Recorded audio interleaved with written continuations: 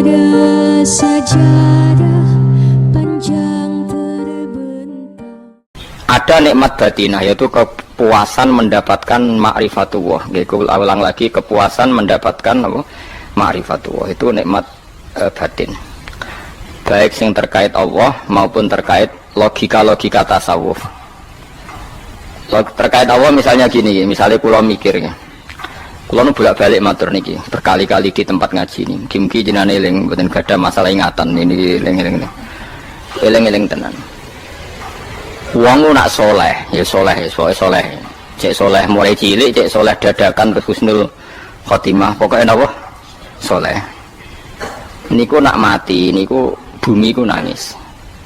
Nangisnya bumi ku kekurangan utawi kalong wong sing sujud ning ndekne. Ya Allah Gusti, biasanya wonten tiyang niku sujud teng nggen kula, dia berperilaku baik teng nggen kula, sakniki tiyang niku mun jenengan ambil nangis bumi. Sakniki sing urip karek bedua-bedua, damel narkoba, damel ngefly, damel macam-macam lah. Iku nangis bumi. Langit semeneng. Semeneng. Gusti matur nuwun Gusti, orang itu saya tunggu lama, sekarang sudah engkau angkat ke tempat kami. Maksudnya diangkat teng langit. Sing bumi nangis, sing langit napa? Seneng. Nah kemudian kita berpikir begini, bumi kok iso nangis iku piye? Nah itu terserah sampai apa termasuk ulama zahir apa termasuk ulama batin. Kalau ulama zahir mengatakan bumi nangis itu mau kinayatun anil husni, pokoknya pantese bumi itu susah, wong kelangan putra terbaiknya. Tapi nak cara ulama-ulama hakikat yang mengenali sekali betapa kudrohnya Allah, betapa kudrohnya Allah itu tidak terbatas. Itu yang meyakini bumi nangis itu nangis tenan. Misalnya ngeten kalau tak terang malih ya. Kowe bayangno dadi Nabi Adam, ngrungokno kowe. Kowe bayangno dadi Nabi Adam. Nabi Adam tenan maksudnya. Terus Nabi Adam orang pertama dia tahu betul kalau dia dicipta dari bumi. Dan dia pula tahu betul, beliau tahu kalau dia bisa ngomong, bisa mikir, bisa macam-macam. Terus indukannya beliau itu bumi. Mesti pikiran Nabi Adam, jangan-jangan bumi ini juga bisa berpikir kayak saya. Ini kan materi saya, karena saya dari bumi ini bisa ngomong, bisa melihat macam-macam. Terus bedanya apa menurut sobat napa? Umpama kowe dadi Nabi napa? Adam. Orang yang dekat sekali, qoribu ahdin, dekat sekali dengan kesaksian kudroh Allah. Gini ku dekne roh nak materi ini ke bumi, dan dia orang pertama yang urung lali kemana. Tapi ketika sudah ribuan orang, mungkin jutaan orang, lali, seakan-akan bumi itu tidak jenis dari kita. Bumi adalah hal yang berbeda dengan kita. Kita manusia berakal, bumi itu benda mati. Terus kowe katut wong goblok-goblok, bumi itu benda mati. Sajane ya rada kriminal wong Islam muni bumi itu benda mati. Enggak bisa berpikir, yang bisa berpikir hanya manusia.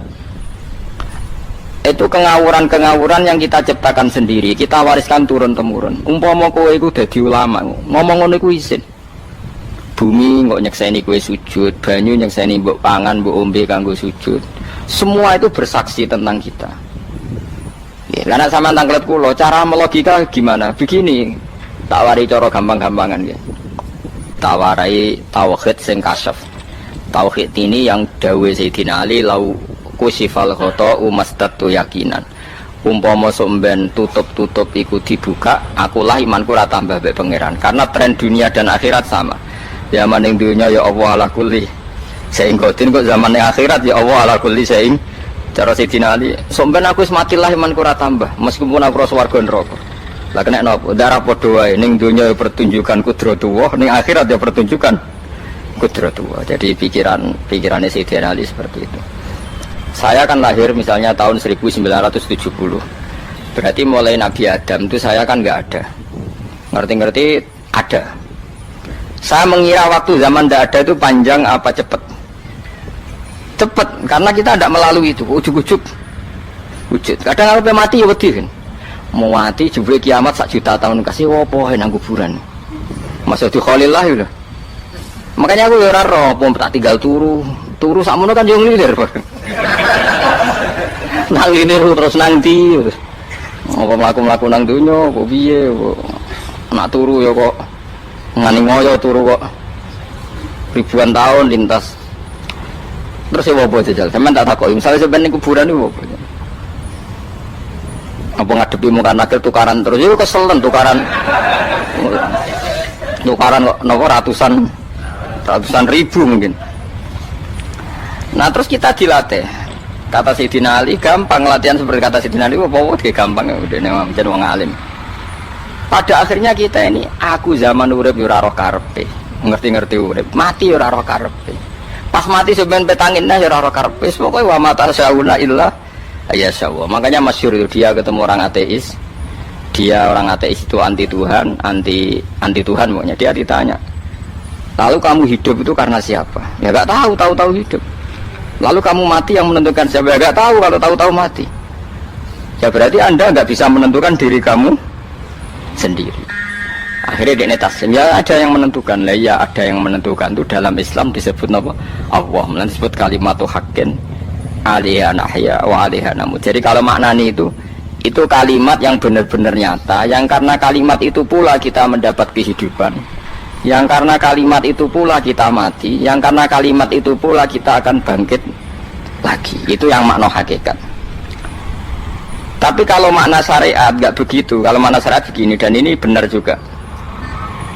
Mengenai kena ada di ulama, ciri utama ulama itu jami'ul bayan. Dia kalau menjelaskan itu indah sekali dan orang pasti taslim. Sampai saya tak warai tenan. Sampai kan biasa wiridan la ilaha illallah kan biasa, mulai mimpin tahlil sampai kepeksa mergo do tahlil melok, sampai sing darani bid'ah akhirnya ya melok tanggane napa? Tahlil. Soale wae. Kata Ibnul Qayyim Al-Jauziyah dalam kitab Zadul Ma'ad. Kitab Zadul Ma'ad itu kitab kesayangannya Sayyid Abdul Al-Haddad. Sayyid Abdul Al-Haddad itu pengarang kitab Zadul Ma'ad. Padahal kitab ini dikarang oleh muridnya Ibnu Taimiyah. Abdul Al-Haddad itu gak seneng Ibnu Taimiyah tapi seneng muridnya. Jadi di sini ulama ya demokratis. Gak seneng gurunya tapi seneng. Saja nih Ibnu Taimiyah itu orang baik. Ya ulama top ya baik, ya waras top. Tapi ngerti-ngerti Wahabi itu identik dengan Ibnu Taimiyah. Akhirnya ulama ahli sunnah penyebut itu terus isin. Mulane kiai-kiai ra ono sing dalil kok Ibnu Taimiyah mergo dicap Wahabi. Padahal Ibnu Taimiyah wong alim. Di kitab-kitab kita termasuk Sayyid Muhammad piyambak anaknya Ibnu Taimiyah qala Syekhul Islam no qala. Tapi kan ini sudah milik Wahabi sehingga kita ini terus akhirnya gak gelem nyebut. Ya jadi kitab koyo dalil fastabiqul khairat iki apa par iki dadi dalil yo dhewe-dhewe. Wah parah tenan wong-wong.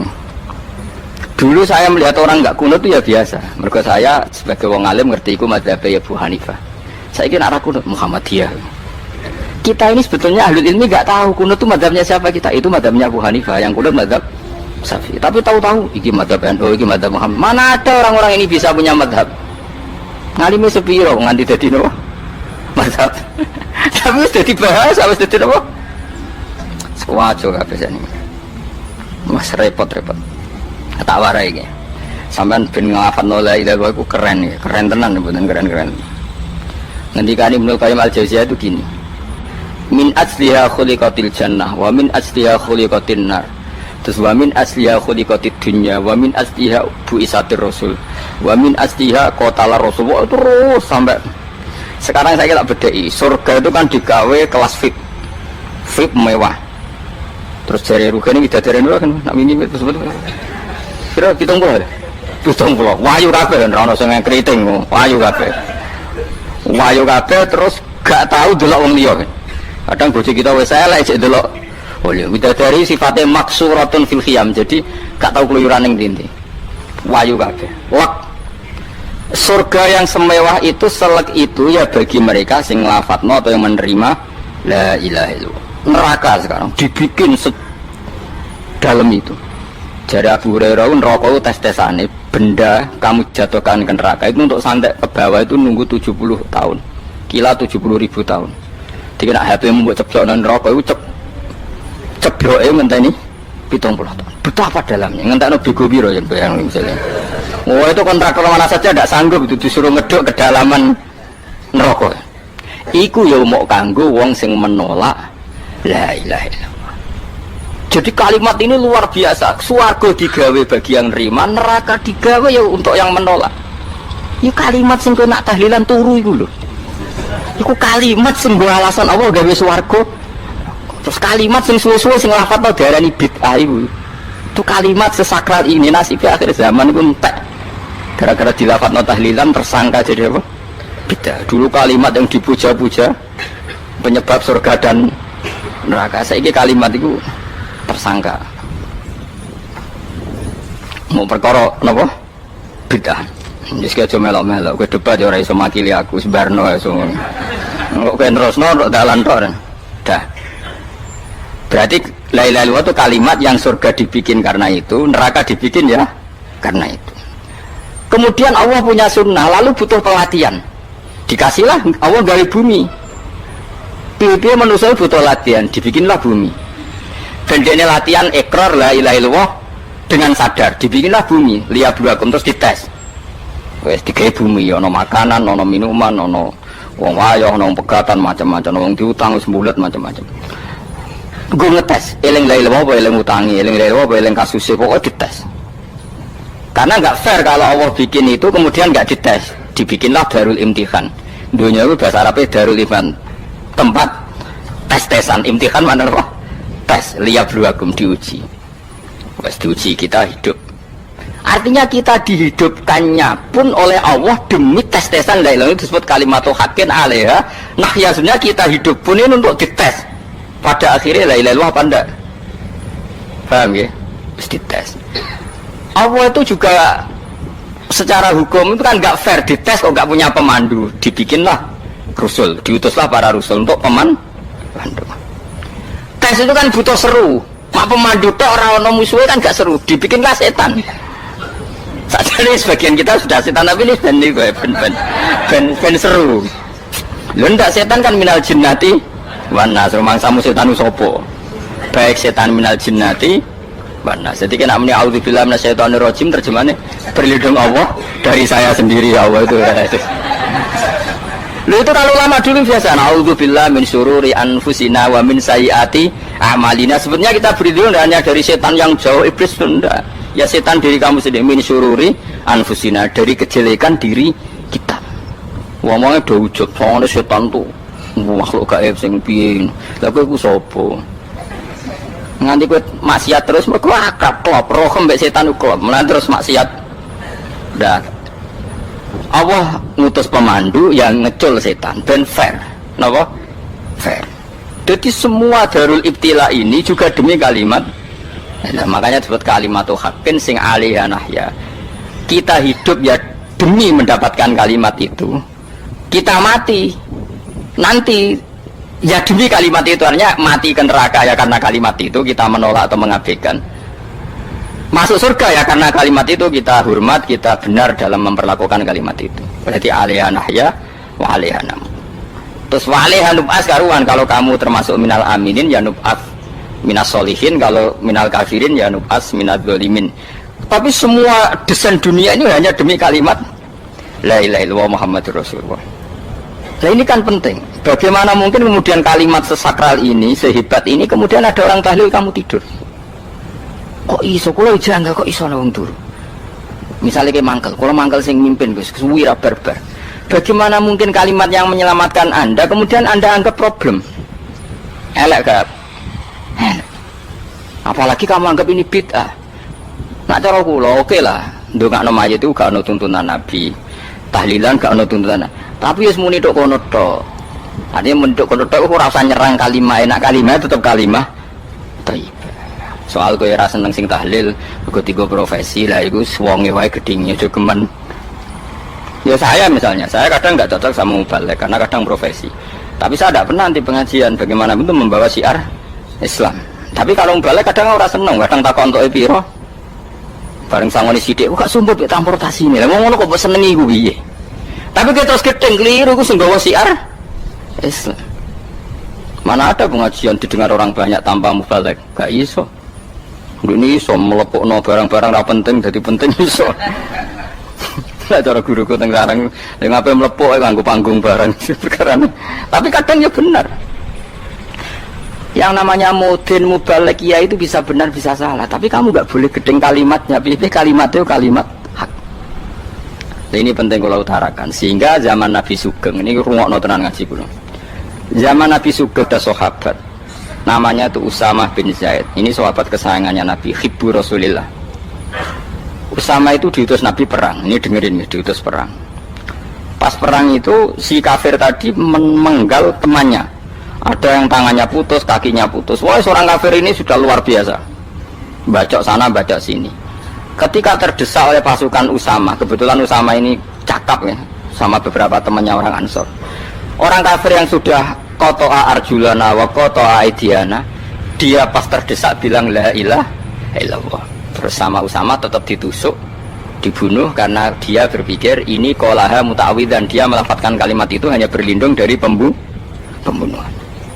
Setelah dilaporkan Nabi itu marah besar. Nabi ngendikan kaifa anta ya Usama bila ilaha illallah idza ja'at bika yaumal qiyamah. Kowe nek ditakoki la ilaha illallah ku piye? Piye-piye wis ngomong la ilaha illallah, tapi sampai ngomong ngoten sakwise ngetoki tangan kula, maksudnya tangan kula tangan kelompok saya, kiai saya. Nabi tetap jawab kaifa bila ilaha illallah idza ja'at bika yaumal qiyamah. Pokoknya Nabi menyoal terus.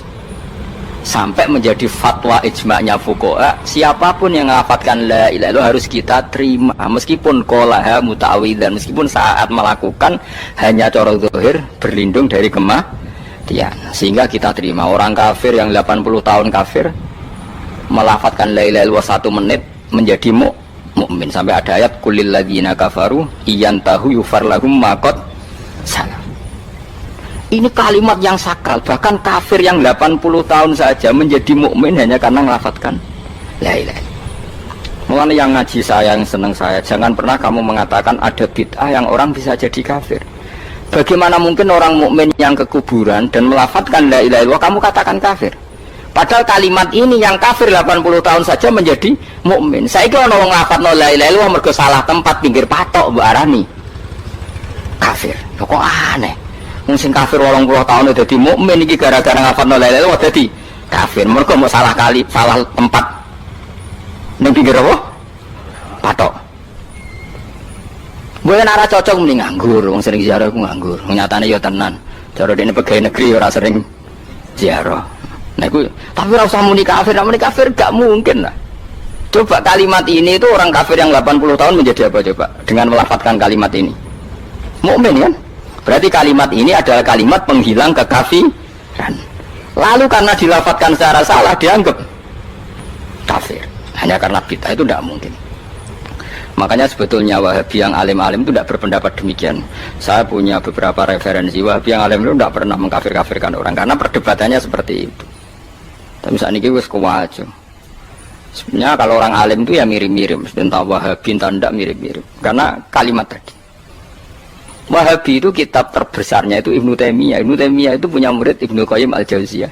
Itu sampai sekarang saya lihat di fatwanya Ibnu Taimiyah itu begitu hormat sama orang-orang kita ini sama. Tapi tahu-tahu lewat penyaduran sana sini terus menjadi kacau. Jadi kalau balik ini malah sampai anak kepengen dua nikmat batinah seperti tadi yang saya utarakan. Swarga dicipta sedemikian mewah ya demi yang menerima la ilaha illallah. Terus neraka dibikin se ekstrim itu juga bagi yang nolak. Kemudian dibikin daru pelatihan yaitu dunia ya karena kalimat berarti kalimat itu luar biasa. Wa biha qamatis samawati wal ardu. Kalimat ini pulang menjadikan langit bumi berdiri. Bon. Lalu sekarang kita bisa ngomong, bisa berpikir, bisa ngadekno BPKB macam-macam. Itu karena kita sendiri apa karena kudratullah? Saya tanya. Karena kudratullah. Kalau karena kudratullah, apa susahnya Allah bikin kemampuan tanah ini nangis, tanah ini susah. Wong podo-podo kowe iso nangis, iso mikir ya mergo kudratullah, ndak karena kamu. Harusnya ya sama, bumi-bumi ini bisa menangis juga karena kudratullah. Makanya bumi ini menangis ketika enggak ada orang yang sujud. Iku ya mungkin. Wong zaman kowe iso nangis ya krana kudratullah, mestine bumi yang kamu katakan benda mati, hakikatnya dengan kudratullah juga sama dengan kita. Mulane tenggene kitab Al-Husunul Hamidiyah, kula ngrasa utang tenan mbek kitab niku. Dulu saya ngaji 2 tahun kitab Al-Husun. Kitabnya kecil tapi saya ngaji itu 2 tahun. Berkali-kali saya ulang. Itu beliau cerita gini. Dia yang ngarang itu orang alim, kebetulan dia orang India. Memang kelebihannya kitab dikarang orang Arab itu luweh bulet. Wong Arab kan semuanya Islam, karangannya itu standar. Ini dikarang orang India. Di tonggo blodor, di masjidnya, di karang ulama yang masyarakatnya itu enggak karu-karuan. Beliau cerita itu gini, manusia itu punya satu kebodohan, di mana kebodohan itu disebabkan oleh robtul asbab al-adiyah, mengkaitkan sebab sing biasa-biasa. Misalnya gini, sama saya kita omongi, misalnya ada orang bilang gini, batu ini nanti itu menjadi ayam. Orang bilang mukhal apa enggak? Enggak, jawab saja. Mukhal. Kenapa bilang mukhal? Karena dikira enggak bisa kan? Enggak, jawab saja. Jawab satu-satu. Batu ini menjadi ayam. Kamu jawab mukhal. Alasannya apa? Alasannya enggak mungkin terjadi, apa kamu enggak bisa? Sebetulnya karena kamu enggak bisa. Udah. Lau ukhbiro dzakar rajul. Andai kan orang itu kamu kasih tahu, kelungsu ini biji asem itu, biji pohon asem itu. Nanti yang kecil ini suatu saat besar. Setelah besar buahnya banyak, tambah besar, tambah besar. Terus orang bilang mungkin. Ketika bilang mungkin itu karena dia bisa, apa hanya karena menyaksikan berkali-kali ada kejadian nak kelungsu ditandur, iku iso dadi gede. Coba sama jawab. Karena dia bisa, apa karena hanya menyaksikan itu sering terjadi? Hanya misalnya. Artinya zaman dia mengatakan mungkin itu pun tidak memberi kontribusi ikut buat. Iya enggak? Tetap bergantung kudrahnya Allah. Dia hanya bilang mungkin karena sering melihat. Sebenarnya dia enggak sama sekali memberi kontribusi. Lha darani mungkin ya ora urun. Paham ya? Lalu kenapa dia kecangkeman terus muni wong wis mati dadi lemah gak mungkin dadi manusa meneh. Lho zaman dadi manusa sing wis ngene iki kok mani dene lara melok gawe. Terus muni mungkin mergo sering terjadi, sering roh, sering bersaksi. Berarti sebetulnya manusia itu pakai ukuran dia mampu tidak mampu apa pakai ukuran bersaksi melihat. Bersaksi. Nah, ini kan problem kita sebagai manusia itu problem. Mulane disebut wa kanal insanu dzaluman jahula wis goblok aja-aja. Mergo manusia itu nak wis goblok aja-aja. Makanya saya kemarin diminta ngisi di pondok kajen. Kalau sampeyan berdebat sama orang ateis atau orang komunis itu gampang saja. Dilatih begini seperti teorinya Quran. Ya nanti saya teruskan ini tak ulang lagi ya. Saya ulang lagi ya. Andai kan nggak pernah terjadi telur itu jadi ayam, nggak pernah terjadi sama sekali. Telur itu jadi ayam. Terus kamu mengasih tahu orang tadi, telur ini loh nanti jadi hewan yang hidup terus terbang. Mesti dia bilang mukhal, mau benda mati kok nanti jadi benda hidup yang terbang ngalor ngidul. Berhubung sering terjadi dan dia pun tidak ikut bikin, bilang mungkin. Paham? Saya ulang lagi ya. Berarti dia bilang mungkin karena sering apa? Terjadi dan dia lihat. Andai kan pertama kali nggak ada telur sama sekali yang jadi ayam, terus pengalaman pertama di dunia belum pernah terjadi. Kamu kasih tahu telur ini nanti jadi ayam terus terbang. Orang ini bilang mukhal enggak? Mukhal. Berhubung sering terjadi bilang enggak? Nah berarti kita nanti bangkit dari kubur gampang saja bagi Allah. Cuma belum pernah terjadi kamu mengatakan mukhal. Nah makanya otak kita harus dibenahi. Makanya jogeman percaya ambek yang pernah kita lihat, yang sering kita lihat. Percayalah dengan akal, tapi akal waras tuh ya. Para waras itu serempet tatanannya wangil. Makanya Islam itu melatih. Qul falillahil hujjatul balighah. Misalnya begini ya, dulu kalau Gerwani atau PKI atau siapa saja lah, itu kalau melatih anak-anak TK, makanya seorang ulama harus punya kecakapan penjelasan ibanatul ahkam. Itu anak-anak kecil dilatih, anak-anak kamu terpejam, mintalah manisan sama Allah. Ya Allah saya minta manisan, saya minta permen. Terus disuruh buka, dapat nggak anak-anak? Nggak dapat bu, wah berarti Allah nggak ada. Sekarang minta sama bu guru. Bu guru kami minta permen dikasih. Berarti yang ada bu guru bukan Tuhan gitu. Akhirnya jadi gerakan ateisme. Nah sebetulnya untuk melawan gerakan itu kita harus melatih begini misalnya gini. Saya itu pernah ketemu sama orang yang berpikiran komunis. Oh komunis cekek. Dia nantang saya gini, Pak, pokoknya saya tidak bisa menerima konsep Tuhan sebelum Anda bisa menjelaskan kenapa ada Tuhan. Jadi, bocah kok elek ini. Nah, aku ngerti aja, sak cerdas ini tetap cerdas aku yakin tetap cerdas aku. Selain lainnya selama meyakinkan, tapi harus tetap cerdas. Kulo itu kan wong Quran gitu, artinya punya pikiran panjang. mungkin di antara orang Islam kita ini tidak punya kecakapan menjelaskan. Tapi kalau orang sering baca Quran, apalagi dia ngaji tafsir ya, yang waras, maksudnya waras lah. Terus rapati seneng duit, barang ini penting. Kalau seneng duit, mari goblok. Yakin ulama seneng duit, mari goblok, tak jamin. Umpama alim wis kelas B, kelas C gak bisa, tahqiq gak bisa. Kalau tahu dikandani kanca kula, kula yen ambek jenengan udah saya kaca akeh. Lah kena apa? Cok seneng duit, bro. Duit wis masalah bagi ulama. Ora duwe luwih masalah kan ya. Maksudnya ora usah seneng tapi aja terus gak duwe. Sekarang saya tanya, Quran itu melatih kita gini. Quran itu sederhana kalau ngelatih tauhid, tapi orang pasti ingat. Kata Allah gini, enggak apa-apa, saya ada Tuhan enggak apa-apa, kamu yang Tuhan. Tapi buktikan kalau kamu Tuhan. Caranya gini. Am khalaqus samawati wal ardi. Ya enggak apa-apa, kamu yang Tuhan enggak apa-apa, tapi buktikan kalau kamu menciptakan langit bumi. Mereka pasti ikrar, ya enggak mungkin saya menciptakan bumi, saya lahir sudah ada bumi. Yesus lahir sudah ada bumi, enggak mungkin Tuhan. Terus Tuhan membuat pertanyaan kedua, am khuliqu min ghairi syai'in. Ya sudah, kalau saya ada Tuhan lalu enggak ada Tuhan, berarti alam raya ini tercipta oleh sesuatu yang enggak ada. Aneh enggak? Misalnya sebelum alam raya ini enggak ada Tuhan. Berarti sebelum alam raya ini kan adanya nihilisme, sesuatu yang enggak ada. Kemudian sesuatu yang enggak ada menjadi penyebab sesuatu yang ada. Aneh enggak? Menurut saya aneh. Sesuatu yang enggak ada itu mestinya kan enggak bisa ngelabeti, enggak bisa berfungsi, enggak bisa ada gunanya. Wong jenenge ra ono iku ya ora marai apa-apa. Mau ora ono kok dadi sebab. Sesuatu yang menjadi sebab itu yang wujud apa yang enggak ada? Yang wujud. Sak takoi. Lah kalau enggak ada Tuhan berarti alam raya ini lalu sebabnya apa? Ya dari ketiadaan, lalu tiada itu menjadi sebab. Leong tiada kok jadi sebab tekem lho. Mikir. Di mana-mana yang sebab itu harus barang yang wujud, nggak boleh tiada kok jadi sebab. Ini kan jadi aneh, sesuatu yang tiada menyebabkan sesuatu yang ada.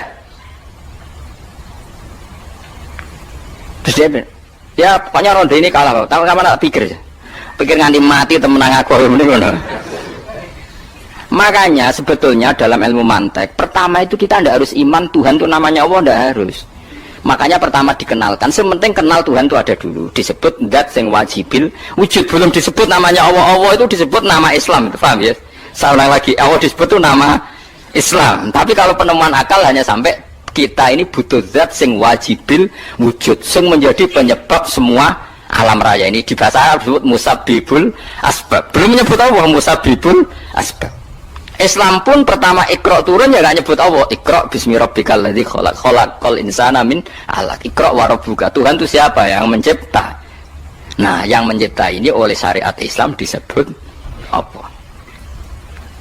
Tapi dalam logika yang penting kowe kenal sik ana musabbibil asbab. Pastikan bahwa alam raya ini yang wujud pasti disebabkan sesuatu yang ada. Nggak boleh barang wujud kok diciptakan oleh sesuatu yang tidak ada. Yang gendeng ora barbar barang ra ono mbok sifati al khaliq. Sing gawe langit bumi apa? Pencipta. Penciptane apa? Sesuatu yang tidak ada. Kowe ikhlas dutek ngono kowe ikhlas ta ora ya? Gak kowe ikhlas ta ora dutek ngono kowe ikhlas ta. Kowe gelem dadi bodho niku. Gelem ben. Mboten. Nah, nikmat ngono jenenge nikmat batin. Mulane sing suwenang mek kalimat la ilaha illallah. Wes ana sing bid'ahnallah iku wong nganggur wis beno sak uni-unine. Tapi kadang memang kita berlebihan. Tahlilan rabar-bar matang puluh dina ini rabar-bar muga alasane wis disangoni akeh tahlil sedih lho sakake penggemar sing keselen sing rantuk sangu ya butuh cepet. Lane cara kula niki penting kula utar nggih. Kowe nek ora cocok tahlilan 40 dina wis ngomong ae kira cocok model harinya. Tapi ki aja menolak kalimat la ilaha illallah iku disifati kanjeng Nabi kalimat thayyibat. Wong Nabi nyifati thayyibah, kalimat yang suci kok nyifati bid. Soal ora cocok wong sebut. Misalnya kamu bilang saja wong mati wis sangu amale lha apa didongakno barang. Nek kowe pengen ndonga ora usah ndonga. Wis ora usah biasa wae. Kula lah mbok dongakno ora seneng. Gak meyakinkan. Karo dene mlebu swarga butuh dongamu ora ana swarga fadhole pangeran apa butuh ngono barang. Nah, tapi kowe donga aku ya seneng. Senenge ya semau lah timbang nyanyi-nyanyi rame-rame sadok donga. Mau mandi apa ora pokoke donga. Saya ulang lagi ya. Makanya Quran itu melatih logika sampai seperti itu. Am khalaqus samawati wal ard bal la yuqinun sampai terus diulang-ulang. Am khuliqu min ghairi syai'in. Kalau mereka merasa Tuhan nggak apa-apa, tapi buktikan mereka ini wujud sendiri tanpa sebab. Atau begini, kalau mereka tidak tahu sebab pencipta langit bumi, mereka sendiri suruh yakin kalau mereka adalah penciptanya. Amhumul khaliqun, nggak apa-apa. Ya tapi masih Abu Jahal gendeng lah, masih Abu Lahab ngawur lah, nak takoi. Ya wes pangeran kowe wae sing gawe langit bumi. Penggemarnya saja pasti tertawa. Masa Abu Lahab darane pencipta langit bumi, wong lahir wae ning bumi. Tapi Quran oleh nggo jawab am khalaqus samawati wal ardo. Apakah mereka menciptakan langit bumi? Bala yakin, mereka pun tidak pernah yakin. Jadi itu pangeran. Makanya di mana-mana orang alim itu suka debat. Karena pangeran sendiri kalau menjelaskan kebenaran seringnya juga nantang debat. Kata Allah, "Qul ara'aytum ma tad'una min dunillah aruni madza khalaqu minal ardi am lahum syirkun fis samawat." Enggak apa-apa mereka Tuhan kata Allah, tapi buktikan zaman langit diciptakan mereka memberi kontribusi apa? Apa urun bego, apa urun cagak, apa piye lah pas aku gawe langit iku dekne urun apa dari am lahum syirkun fis samawat. Misale urun apa lah? Urun tol, urun apa lah. Itu pangeran. Mereka kan pasti menjawab enggak. Terus itu nih di kitab bimbing qobliyada. Kalau kamu nggak percaya Quran sebagai kitab, nggak apa-apa. Tapi buktikan kamu punya kitab tandingan. Enggak, mereka nggak punya juga. Atau gini, nggak usah Quran, nggak usah sakralan. Au atharotim min ilmin, atau kajian ilmiah yang membuktikan bahwa Yesus itu Tuhan, atau yang membuktikan bahwa berhala itu Tuhan. In kuntum shodiqin, nggak apa-apa kalau kamu benar, buktikan. Nah itu makanya semua nabi itu punya kecerdasan, karena tadi nabi kadung nantang itu nih di kitab bimbing qobliyada au atharotim min ilmin in kuntum shodiqin. Tapi sekarang orang alim soleh itu jarang. Yang ngono ngerung soleh rapati ngalim, ngersing alim biasanya rapati soleh. Aku itu masuk rontok-rontok ya, rontok soleh ya rontok, tapi lumayan masih menjaga hujjatullah tadi. Sebab itu ulama dulu mengajarkan Allah itu siapa? Disifati zat sing wajibil wujud. Karena alam ini kadung ada. Kalau alam ini kadung ada, pasti penyebabnya sesuatu yang wujud. Tapi kalau wujudnya mungkin, bahaya. Wong sing gawe wae wujudnya terima mungkin, bisa wujud, bisa tidak. Makanya dipermanenkan yang gawe alam ini zat sing wajibil wujud. Sing wujudnya wajib. Wajib itu nggak bisa nggak, pasti wujud. Nah terus kita kenal itu namanya khaliq, itu musabbibil asbab, itu khaliqul asya. Lalu oleh Islam zat yang demikian itu disebut Allah. Terus jadi la ilaha illallah. Nah orang yang bertauhid gini tentu punya kenikmatan batin yang luar biasa. Sehingga saya bayangkan nanti mati yang ngono biasa wae kan. Gusti zaman kula teng donya ora melok ngatur oksigen, ngatur nyawa, pe mati ndak ra ngoten. Mulai dari Siti Ali, jenengan jemben nak mati tambah pinter apa biasa? Ya biasa wae. Ning bumi yo ndelok kudrohe Allah, kok ning akhirat ndak ra padha wae ndelok kudrohe Allah. Mulane beliau masyhur guyonan beliau lau kusifal ghata mastatu yakinan. So ben aku nek muka safa ning akhirat imanku yo ora tambah, ya biasa wae, standar-standar wae. Maksudnya kue ning dunia ujung-ujungnya paling pokok ya menyaksikan kudratullah. So ning akhirat ujung-ujungnya paling pokok ya delok kudratullah. Ning dunia saiki Allah ya matlubi sing kita cari. So ning akhirat ya Allah matlubi. Paham ya? Artinya hukum dunia dan akhirat itu sama. Kita di dunia golek ridhanya Allah, ning akhirat ya golek napa? Ridhanya Allah. Nah soal kecil itu, tapi ning akhirat kan masalah pun rokok masalah itu utang ditagih yo. Masalah, kere suwi itu masalah. Ya biasa, jenenge makhluk anane masalah. Sing ora oleh ndek masalah pangeran.